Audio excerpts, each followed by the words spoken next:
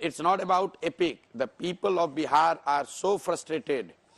Every BJP MP, but for the name of Mr. Modi, but for the fact that there is no alternative, each 17 out of 17 MPs in Bihar, I can bet 10 or more of them will lose elections. It's just the Modi factor. It's just that people are not, at any cost, they don't want to vote back Lalu Yadav. They don't see any alternative at India level, and that's why they, at the end, under compulsion, they vote for BJP. BJP must not take that as a kind of support for them. I'm again repeating, BJP vote share in assembly in 2020 was 19.6%.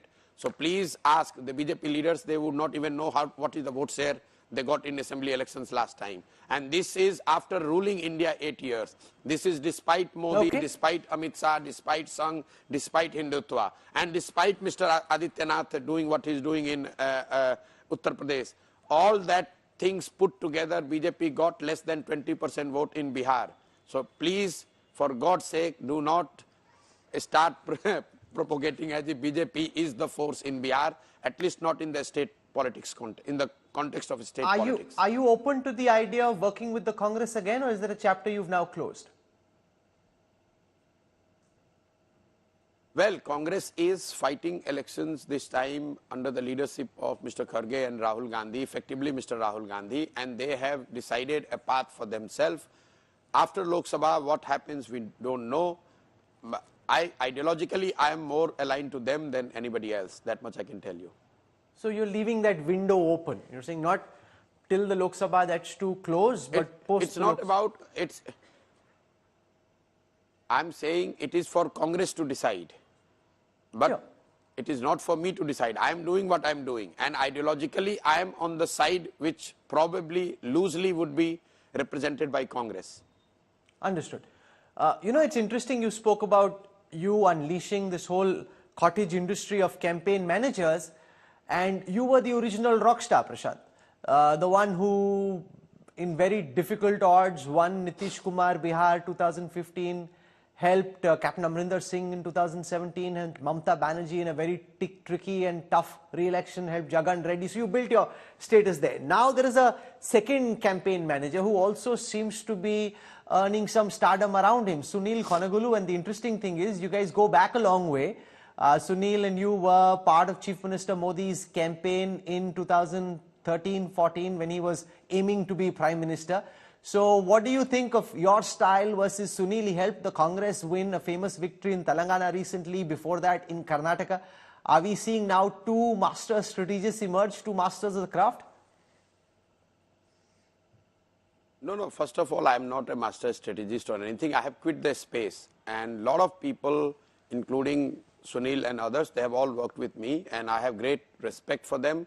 And even when I was working with them, I used to say, and I have no hesitation in repeating it on camera, that many of those guys are far better than what I was, and they will do much better than what I have done. I have been just a normal person. All this rock star and all these things is the media creation. Many of those guys, almost like 20,000 youngsters who have worked with me, they have now doing what they think is right for their life, and many of them would, of course, get the success. And because they are talented people, they work hard, and some of them will be very successful. So there is no, and I feel good about it. I'm not competing with anyone because I'm not there. And there is a reason why I would have quit that space. My desire was not to be the rock star political strategist. I did what I did. I have quit that space. I'm doing what I'm doing right now.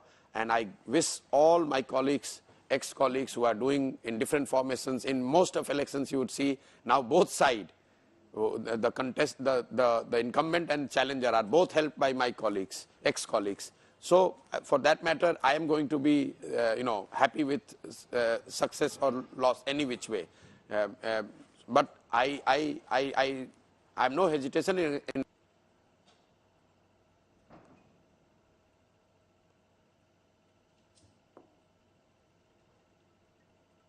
Okay, we'll leave it there. What a fascinating conversation this has been. One of the top thinkers around Indian politics sharing his insights. He very clearly is a partisan player. He's not even trying to deny it, but he's given you a glimpse of how he's thinking and what that could potentially mean. Prashant Kishor, this has been an absolutely riveting conversation. So much I learned and picked up about how you're thinking at this moment about the key political issues. For joining us on India Today's News Track, thank you very much. And I wish Jan Suraaj all the very best. Because coming from the ground to make the effort that you have takes a lot of personal motivation. The jury is still out. You think you're winning Bihar 2025? The jury is still out. It's much easier to say that than to do it, but you are putting in the hard yards. And as is often, I didn't say that. I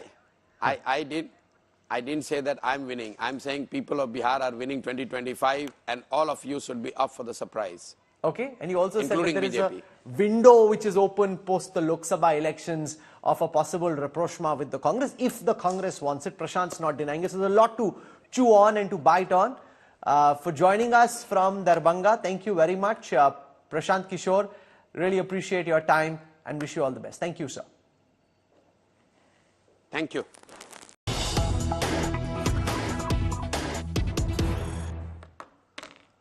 Hello and welcome. What implications does the semi-final verdict have for the big final of 2024?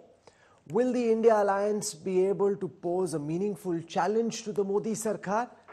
Is Prime Minister Modi virtually guaranteed a record third re-election? And what should one expect from the BJP if the BJP and Prime Minister Modi were to come back to power for the third time? To talk about this and more, I am delighted to be joined on India Today's News Track, live and exclusive from Darbhanga in Bihar, by one of India's foremost political thinkers. He made his reputation as an ace political strategist, currently traversing the length and breadth of Bihar as part of the Suraaj Abhiyan. He was in a community meeting early this morning and has now taken out time from his Padyatra to join us. Prashant Kishor, thank you very much for speaking to us and welcome to the India Today Network. Thanks, Rahul. Thanks for having me. So I want to start by asking you about some of the questions that have been in the minds of people who track Indian politics very closely. And I'll start from that one main question about the implications of the semi-final results on the verdict of 2024. Nothing is guaranteed, as we saw in the World Cup finals, but to the extent that one can predict an election, do you think the semi-final results make it almost inevitable that Prime Minister Modi and the BJP are likely to come to power in May 2024 again? Well, first of all, I wouldn't like to call it a semi-final. Because if you call it a semi-final, that means last time when the elections happened in the same 5 states, if you remember, BJP lost 4 out of those 5 out of 5. So that means BJP would have lost out of the final before the Lok Sabha elections. I don't see it as a semi-final, but definitely when you go with the win, it gives you an added advantage. At least psychologically you have an advantage. To that extent, BJP has an advantage. But to draw a conclusive argument that because BJP has won 3 states, they are going to win Lok Sabha is not true. They were ahead any which way, even before these state elections. For any independent observer, BJP was well ahead of India Alliance, and that continues to be the case. But definitely these state elections would have added a bit more psychological, given a bit more psychological advantage to BJP. But I wouldn't draw a direct correlation between what has happened in these states versus what is going to happen in Lok Sabha elections. What do you think and are I'm saying this both positively and negatively. Sure. What do you think? Because see, it is quite possible that in assembly elections where the vote percentage wise Congress and BJP are looking closer, it could very well be the case that BJP would have an added advantage and the vote share will go up. But it can go the other way around as well. Sure. So we'll look at both probabilities in just a moment. The Congress in particular was quite caught off guard when the results finally came out. They were expecting, Prashant, a better performance, particularly in Chhattisgarh and in Madhya Pradesh. You do your own parallel polling, you have your people all across the country. What's your sense of why Kamal Nath and Bhupesh Baghel were caught off guard by the end results? Because they thought their vote bank is intact, they thought they had a good chance of winning. Some of the BJP's initial internal polls also were showing the Congress in the lead. So when you break down this verdict, where do you think the Congress lost the plot and why? Well, I don't have first-hand experience, but just to make a small correction here, 4 or 5 months before the elections, I was talking to another media channel, and at that time I said on record that to my mind, whatever little understanding I have, BJP is ahead in Madhya Pradesh and Chhattisgarh is going to be a close fight. We shouldn't be surprised if BJP pull it off. The reason being, in Madhya Pradesh, I don't think Congress as a unit was ever in position to fight and win. They may think whatever they might have thought, but they were not in contention. In Rajasthan, it was always clear.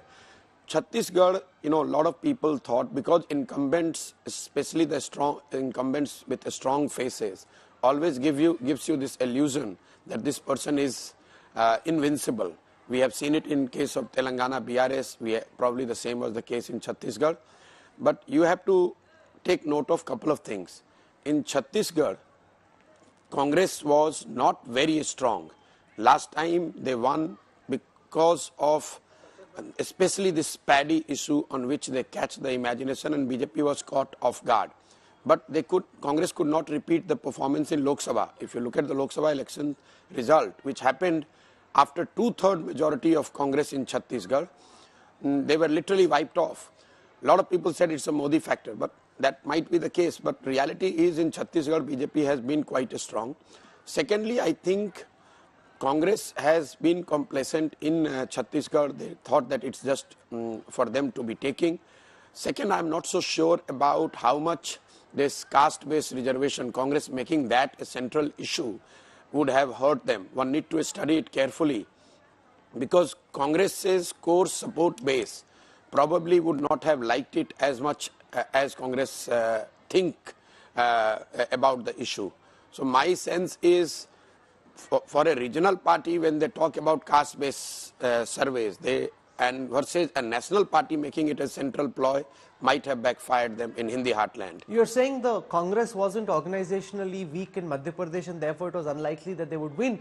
The same can be said and more about Telangana, where the Congress was a shambles till a few months ago, and their campaign really kicked into life after the Karnataka verdict came out earlier in the year. So if organizational strength is the reason for the defeat of the Congress in Madhya Pradesh, then what explains their victory in Telangana, where their organizational strength was even weaker than what there was in Madhya Pradesh? Because in Telangana, the vote is largely against VRS. So Congress, first of all, Congress again in Telangana was not in shambles. There was an illusion because in Hyderabad municipal election, Congress did very badly. If you look at the assembly results in Hyderabad city, they are wiped off even today. But Congress in Telangana has never been, even in last election, they were in the close contest. They won about 35 seats out of 117. It's just that after the victory with the political and financial muscle power, BRS, at that time it used to be called TRS, they took a lot of Congress, and that made Congress appear weaker than what actually they have been on the ground. Telangana Congress has never been that weak. One need to study it carefully. If you would have studied it, in rural Telangana, parts of Telangana, what used to be original Andhra, Congress was always strong in Telangana side, especially the combination there, the Reddys, the Muslims and Dalit is a very formidable combination that has traditionally voted for Congress in Telangana. This time there was an anti-incumbency against KCR government, and that helped Congress. And also they ran a good campaign that shows that if you put a good face on the ground, you put effort, there is always an opportunity for you.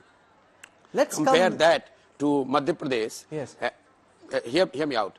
Compare that to Madhya Pradesh, where Congress went with the same old guard, the same tactics, nothing new, no new face, no new approach. You are trying to defeat BJP since last 20-25 years in Madhya Pradesh with the same faces, same narrative, same tactics. That's not going to work.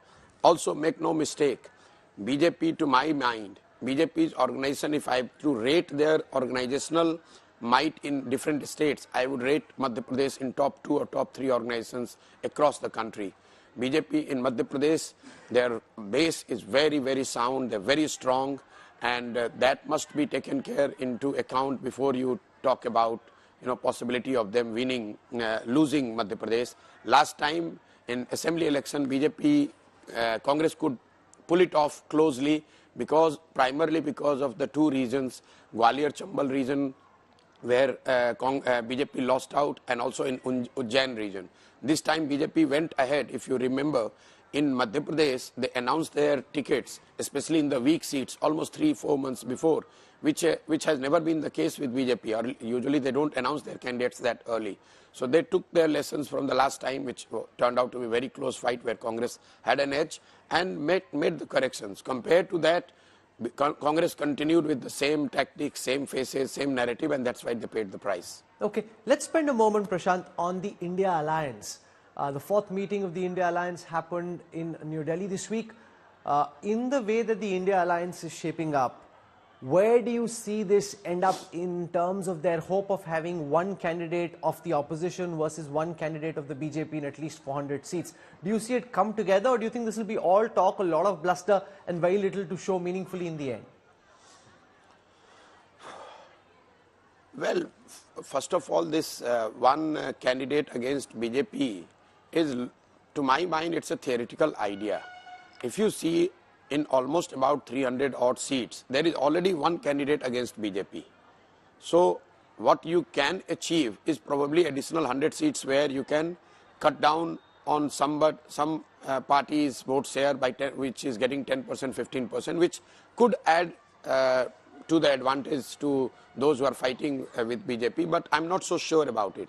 So this whole idea that any alliance would ensure one candidate against BJP is largely a theoretical idea. Because say in Bengal, in Uttar Pradesh, if suppose in Uttar Pradesh Congress fights alone and Sapa fights alone, Congress gets 4-5% vote.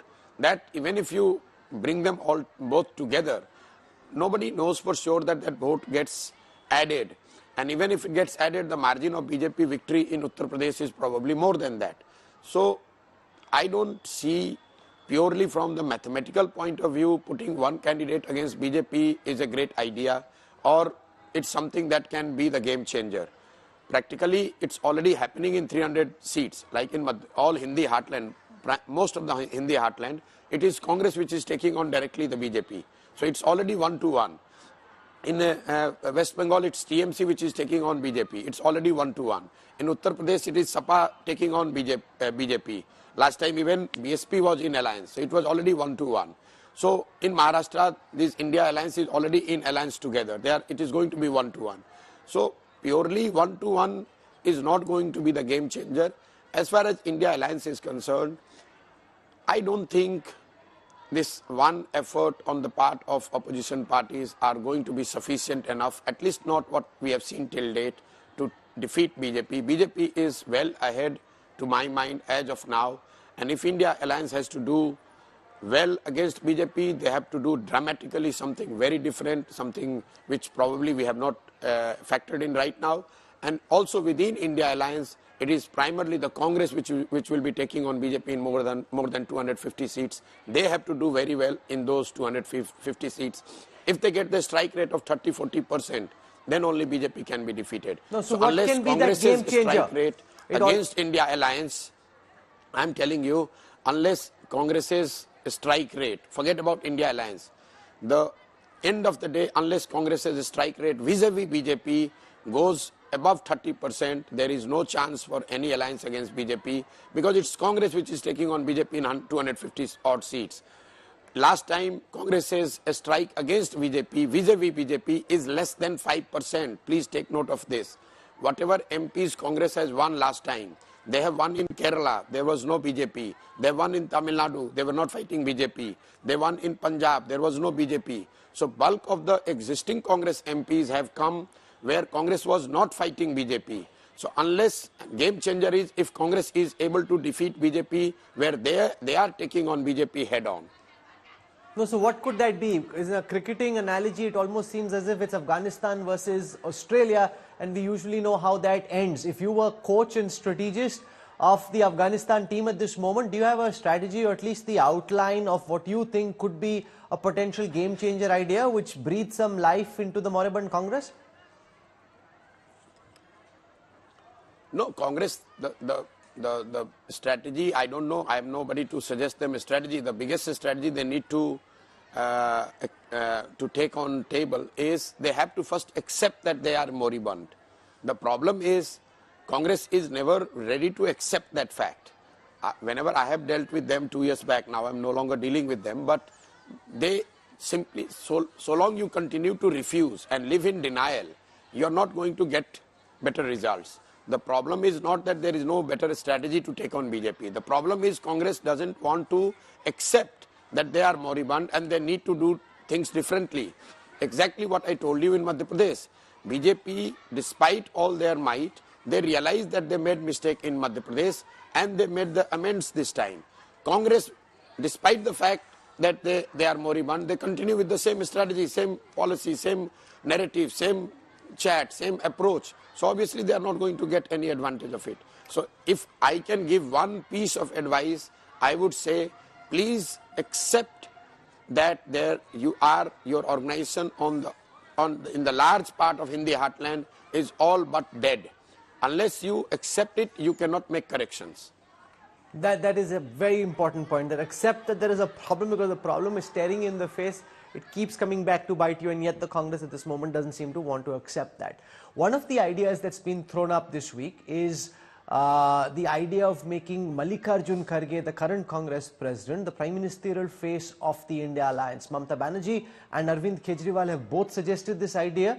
Do you see there is some traction there in this attempt to try and stitch the Dalits, the Muslims and some other communities together, depending on which party is in alliance where, but basically by projecting Mallikarjun Kharge as the prime ministerial face to take on Prime Minister Modi? Well, Rahul, I'm a believer that if you do something, right or wrong, it would have some impact. Say when India Alliance called themselves India instead of calling themselves UPA, definitely there has been a chatter, there was a buzz, but they stopped there. Similarly, if they announce a face, whether it is Mr. Kharge or somebody else, definitely it will add some more jing to what they are trying to do. But the irony here is that Mr. Kharge's name was proposed by Ms. Mamata Banerjee and Kejriwal. His own party did not necessarily back the idea. Mr. Kharge is the president of Congress. So if it would have proposed by Mamata Banerjee, Arvind Kejriwal and backed solidly by Congress, then it would have got merit to discuss. I do agree that if Mr. Kharge is made a prime ministerial face on the part of India Alliance, it would definitely add some, it would give some advantage to India Alliance because he is a tall leader, senior leader. How much, that I don't know, because he is from South India. And largely the battle with BJP is in North and the Hindi heartland. But definitely, rather than having no face, if you would have a face, it would have an advantage. No, but can you try and quantify this? If you were strategizing this decision, what would be the vote share gain that you potentially attribute to the decision, if it's taken, of appointing Mallikarjun Kharge as the prime ministerial face of the India Alliance? Well, any decision, if you appear to be tentative or unsure in taking that decision, it is not going to give you the result. What I'm trying to tell you, that when they form the alliance, they have not been decisive. They are still struggling with the seats, narrative, faces. When they are announcing the name, then there was only one moment then where they all appeared united, which was that was on renaming UPA to India, and that gave them the advantage. All over India, people are talking about the alliance being called India.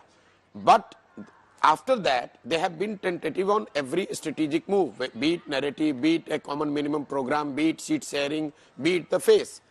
If Mr. Kharge or anybody else for that matter, who do you think is best suited to be the prime ministerial face, Prashant? Who do you think is best suited to be the PM? Hear me out. No, I'm not here to do that. I am making a strategic comment here. Whoever you want to present as a face, it is important that you are decisive about that decision. In the case of Mr. Kharge, it again appears that some two important allies have made the suggestion, which is not necessarily backed fully by Congress. Mr. Kharge himself almost immediately backed out.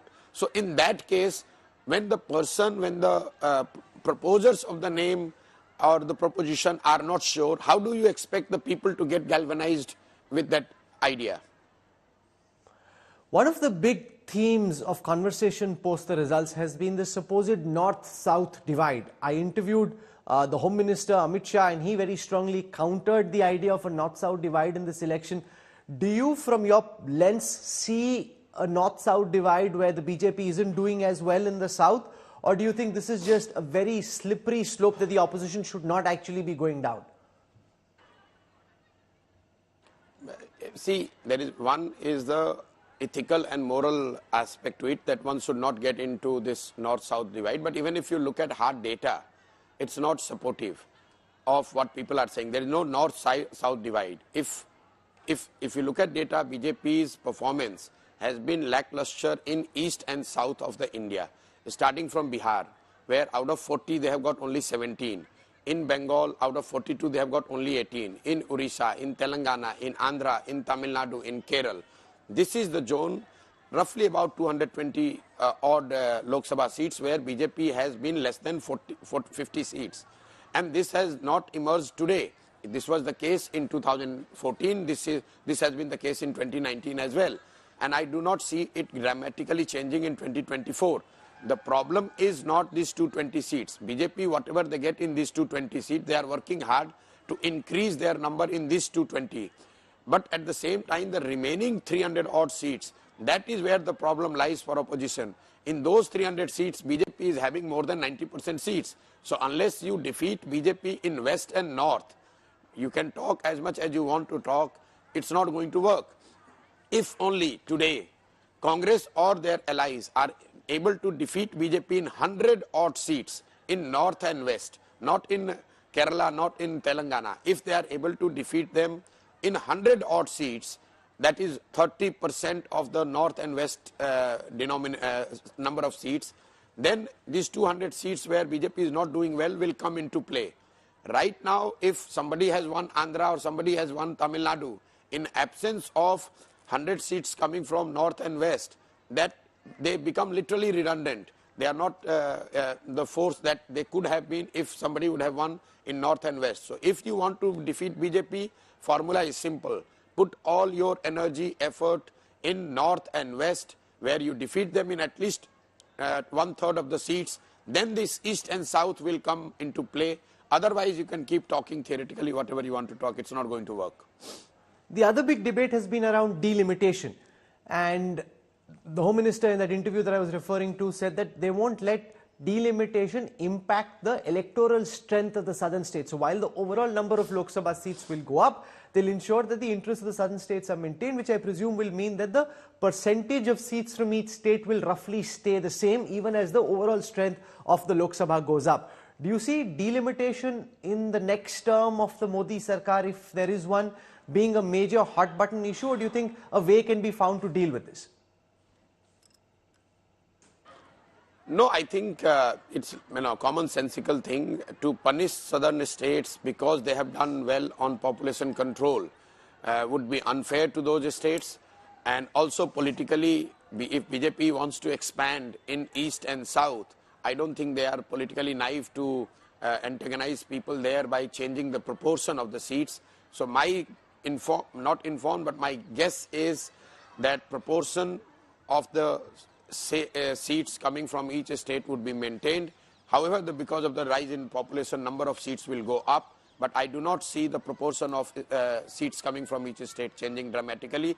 That would not be right thing to do. And I don't think any political formation, be it BJP or Congress, would be able to do that.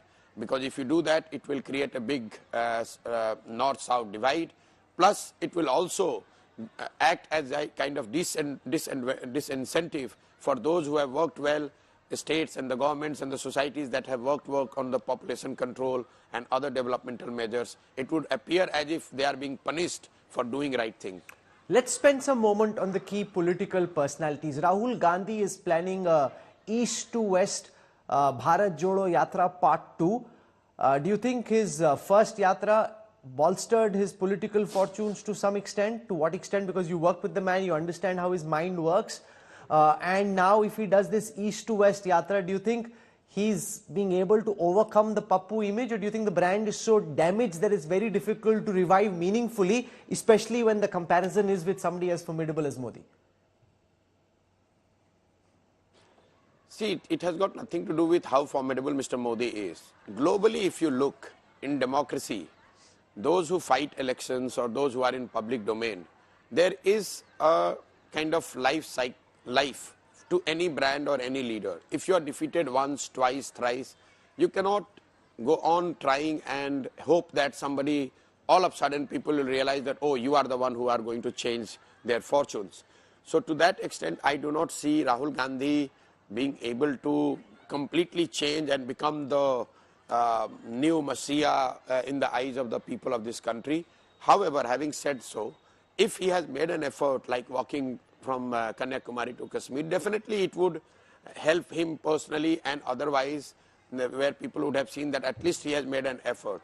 But as you have seen in the election results as well, the walking itself on its own would not result into better election results. If that would have been the case, then Congress would have won Rajasthan, Madhya Pradesh and Chhattisgarh, at least one or two of them, because he walked more number of days in these states than he would have walked, say, in Telangana. But you can walk, you can work with the public, it will always help. There is no two way about it. But whether it will result into electoral gain or not, for that you need to have lot other factors going in for you. You need the organization, you need the second rung leadership, you need the resources, you need the chatter, you need need the narrative, you need to connect with the people, for people to translate, for your support to translate into vote, which to my mind I do not see for Congress anywhere. For example, he walked. Last 2 years almost, I've been living in villages of Bihar. I do not see any change in the perception of people vis-a-vis Rahul Gandhi or Congress in Bihar, so, or for that matter UP. So unless you have a supportive organizational strength and the narrative to go hand in hand with your personal effort, be it a walk or a Rath Yatra or any public contact, it's not going to give you electoral dividend. Let's come now to Prime Minister Modi, who despite being in power for 9.5 years has the highest approval ratings of any leader globally. You look at that morning consult tracker, it almost seems as if Prime Minister Modi is in his own zone and everybody else is playing a different kind of game, including someone like Joe Biden, who has been in power for just for about 4 years. So A, what explains his abiding popularity? Do you think this stays till the time Prime Minister Modi is around, or do you think it's almost impossible to say for sure and this could potentially change as well? Rahul, I watched a program where you presented the same data to some panelists there, and some of the psephologists in your show say this shows this, that. It shows nothing. If you are a powerful leader of a big democratic setup as big as India, definitely you would have the approval rating, part of it reflected in the global surveys as well. But I wouldn't draw any meaningful conclusion that how much his rating is outside India. If you remember, just for your viewers to recall, Mikhail Gorbachev was given a Nobel Prize, and the same year he was thrown out of the USSR at that time. As the country was disintegrating, he was the global leader. He was appearing as the global leader, messenger of peace and somebody who can change the world order. And he was thrown out in USSR. And I think Mr. Modi would know it better than anybody else, all of us, that these global ratings means nothing. His ratings in India is something which you should take note of. Yes, he has been popular, but it has got to do with both. One, he has been popular. Second, he has not had the challenger who can put a counter narrative, or who can put the effort, who appears to be putting the effort to challenge Mr. Modi. I'm sure if you get somebody else who puts 5 years, the same Modi with the same strength, same strategy, would have a much lower rating than what he has today. A lot of people, I can tell you with my experience, in 2014 when people went to vote for Mr. Modi, a lot of people thought and really believed that this is the man who is going to change India fundamentally, and he is going to transform everything what Indians are suffering from. In 2019, a lot of those people again went and voted for Mr. Modi, but their chatter was, okay, he's trying, at least he's making an effort, he's a hard-working guy, his intent is right, let him give him another 5 years. When this time people will go and vote, what I sense is people are saying, okay, yes, he has not done dramatically very different things, he has not changed everything, but at least he is better than the others. Who is there? Who is better than him? So, you know, the data is already, data and perception is already tilting. It's just that you are not noticing because there is no formidable challenge to him. But there is one data point I want to highlight just to buttress the same point what I have just said. In 2014, if Mr. Modi would have given a call, even in local panchayat elections, people voted on the call of Mr. Modi, the local bodies election, the Vidhan Sabha elections. And that is reflected in, but now I don't think he has got that kind of charisma. It is reflected in the vote, the data, because you're talking about data between 2014 to 2019. In all assembly elections put together, BJP's underperformance was close to 3 percentage point, meaning whatever they got in the Lok Sabha, in Vidhan Sabha, they got 3 percentage point lower. But between 2014 to 19, their underperformance is now high single digit. In many states, the BJP vote share in Lok Sabha versus Vidhan Sabha, their difference is 10-12 percentage point. That is showing that while people are still voting for Mr. Modi, they are not taking his word or his appeal to voters to vote for a political party or a leader as the gospel truth and as something which they want to follow blindly. So his brand and his capability to take vote is already coming down. Data, the beauty is you want to interpret it the way you want to interpret, you can always put it that way. But I see his popularity going down. He is no longer as formidable as he was in 2014. But yes, I still say he is still at the pole position. He still has the lead, primarily because there is no significant anger against him. There is a fatigue, but there is no anger. And more importantly, there is no challenger who is capturing the imagination of people by and large across Hindi heartland. Now, one of the questions which everybody ponders over but nobody knows for sure is what happens when Prime Minister Modi hits the age of 75. He's often said that once you hit the age of 75, you should retire. However, if he does win his third term, he'd be midway through his third term, and there are conspiracy galore, theories galore in the BJP RSS circles of whether he'll give up what he's doing, head off to Kedarnath or some such place, or whether he'll stay on because he's been voted to power and continue till the end of his term at least. No one knows for sure, but I want to know what you think. Well, Rahul, you knows it, I know it, the whole India knows it. He's going nowhere. If he wins, he continues to be the Prime Minister. No rules applies to him, not of this kind of rules. So this is like just a, a living room chatter. Sometimes people entertain themselves with this kind of fancy ideas. I do not see Mr. Modi leaving the chair so long he is voted by the people of India. Okay. Be it 75 or 80. How do you see the issue of a post-Modi succession? There's a lot of chatter. You spoke about drawing room conversations, etc. How do you see that potentially play out?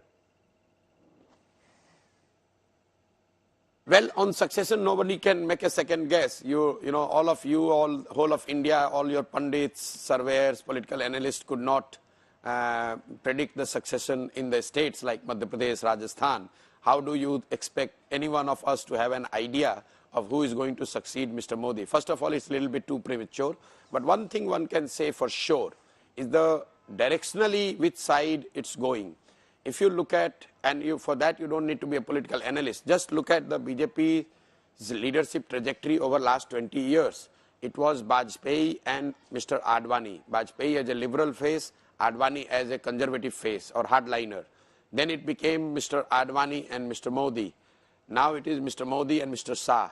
So directionally they are becoming a bit more closer to what they claim and they have their ideology is. So I see somebody, whoever replaces Mr. Modi, would appear to the large section of society a much more hardliner Hindutvadi than what Mr. Modi is. Interesting. You're The saying direction is very clear in my mind. That is where we are going. you're saying that it seems certain from your perspective that whoever comes is likely to be more hardline, more pro-Hindutva than Prime Minister Modi. That's your sense. Not sense, I can say this with all conviction at my command. This is going to be the trajectory. I do not see BJP having anyone in the leadership position of the party who would appear to be more liberal than what Mr. Modi is. Okay, let's spend a moment talking about yourself.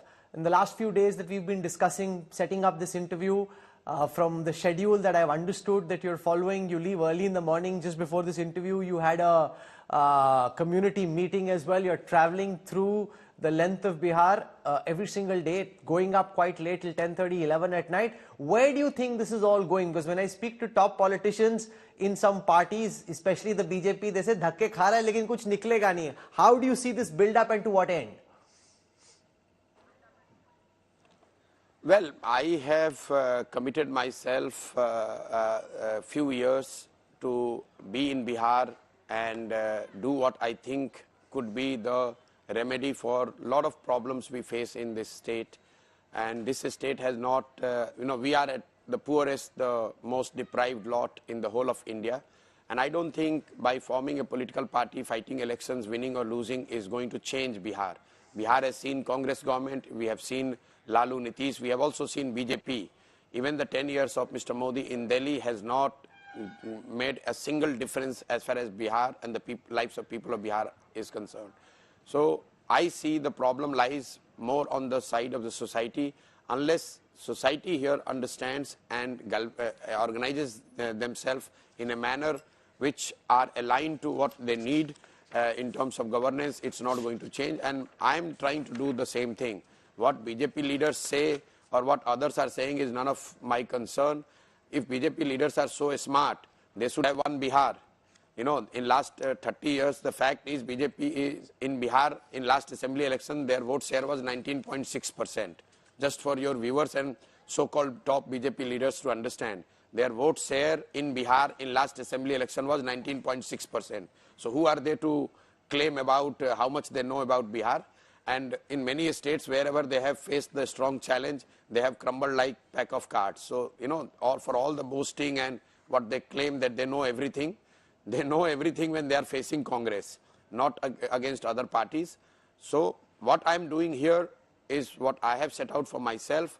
I want to spend 2-3 years of my life trying to understand and organize the society here in the manner which could change fundamentally the way Bihar is perceived and the way we are governed. If we are successful, I think we would be able to see better days for ourselves. If not, then we will see. If BJP has a better plan, then they should do it. They are sitting in center. They have got, or their alliance got 39 MPs from Bihar. They did absolutely nothing for Bihar. So at least they should be the last one to be speaking about Bihar and the politics of Bihar, and they should be the last one to be speaking for people of Bihar. Because it's a big question. Can a smart strategist be a good Jan Neta? I think what you do will answer that question in some ways, because the theory in political circle is... Listen, Rahul. To strategize is easy, to do actual netagiri is much tougher.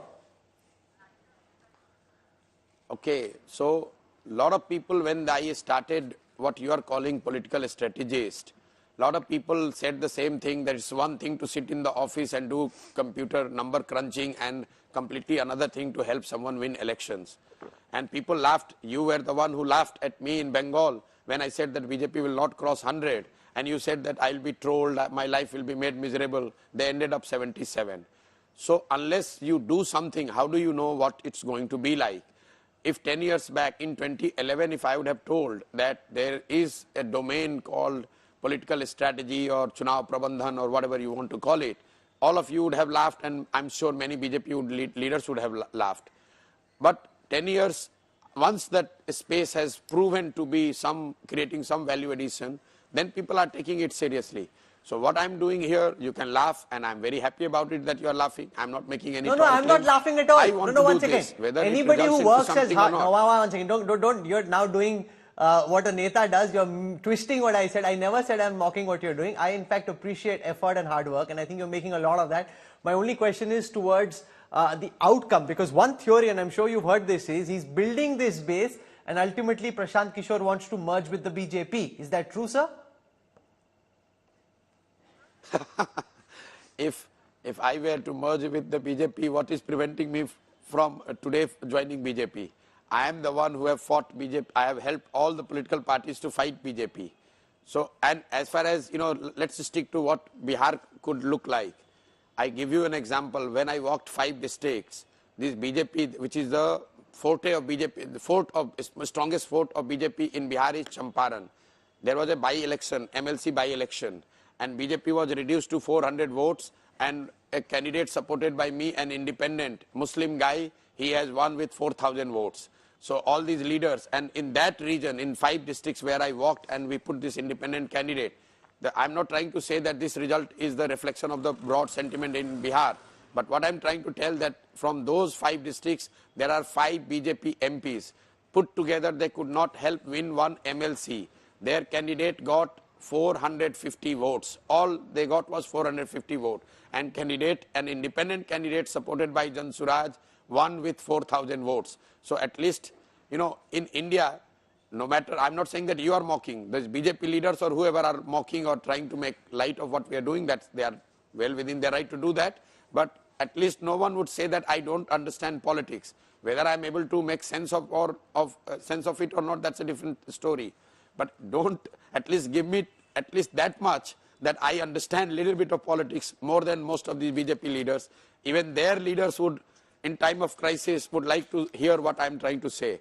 The Kailash Vijayvargiya, who was the General Secretary of BJP in Bengal, he thought that he is winning 200 seats. Mr. Amit Shah thought that he is winning 200 seats when they were reduced to 77. And in the same Bihar, I must remind you, it's not only Bengal. The same people in 2015 made the similar claims, and we won with the Mahagathbandhan with almost 190 seats. BJP was reduced to 55. So BJP is not all-knowing, all invincible. Yes, at times when they are fighting with Congress, because Congress is weak, Congress is not able to take them on, they pretend as if they know everything and they are invincible. Let them fight the election in Bihar. When we will form the party here in 1 year time, let them fight and defeat, and then we will talk. You think you can win the next Bihar assembly elections? People of Bihar will win, and BJP will find it very difficult to digest the result of 2025 assembly election in Bihar. BJP will find it very difficult to digest. Take my word and write it down. Talk to me once the assembly election happens in 2025. We'll save this. It will be epic if you can do it. You save it. It's not about epic. The people of Bihar are so frustrated. Every BJP MP, but for the name of Mr. Modi, but for the fact that there is no alternative, each 17 out of 17 MPs in Bihar, I can bet 10 or more of them will lose elections. It's just the Modi factor. It's just that people are not, at any cost, they don't want to vote back Lalu Yadav. They don't see any alternative at India level, and that's why they, at the end, under compulsion, they vote for BJP. BJP must not take that as a kind of support for them. I'm again repeating, BJP vote share in assembly in 2020 was 19.6%. So please ask the BJP leaders, they